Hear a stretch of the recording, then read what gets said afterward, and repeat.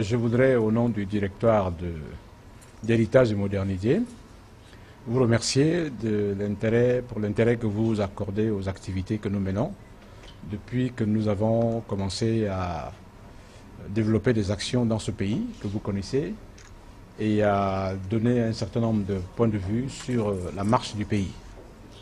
Vraiment, je voudrais vous en remercier et je crois que le peuple gabonais est avec nous pour vous adresser également ces remerciements parce que c'est grâce à vous que nos opinions, nos idées sont relayées et que les gens, les hommes et les femmes de ce pays savent ce que nous disons. Je voudrais vous encourager à persister dans cette démarche parce que ce pays est une propriété commune. Comme vous le savez, il nous appartient à tous et qu'il faudrait suivre l'activité.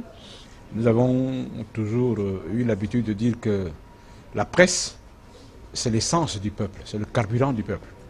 Parce que c'est vous qui donnez des informations, l'impulsion, les idées pour édifier le peuple de façon à ce qu'il suive l'activité de son pays. Le Fundu, à l'issue de son congrès, s'est fondu en HM. Donc nous sommes réunis ce matin en HM, donc héritage et modernité. Après le congrès, il est normal que les membres du directoire de HM se retrouvent pour d'abord une prise de contact.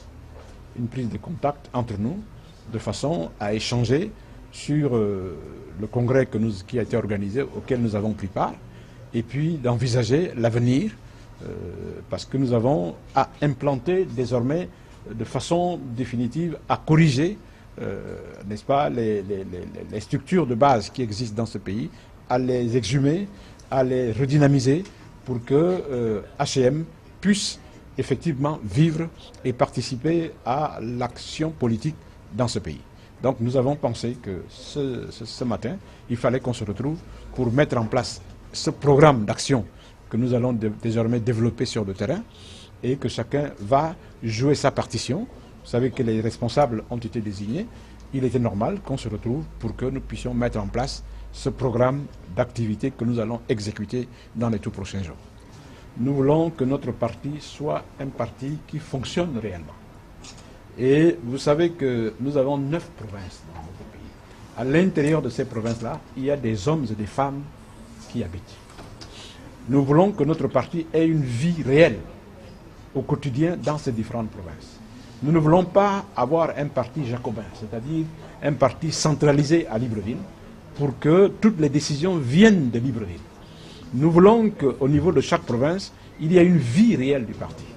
Et nous avons donc pensé qu'à la tête de chaque province, indépendamment du président et du secrétaire général, qu'il y ait au niveau de chaque province un responsable de haut niveau qui anime la vie du parti dans la province et qui est responsable dans sa province, bien sûr, sous la houlette du président et sous la houlette du secrétaire général, de façon à permettre au parti de vivre.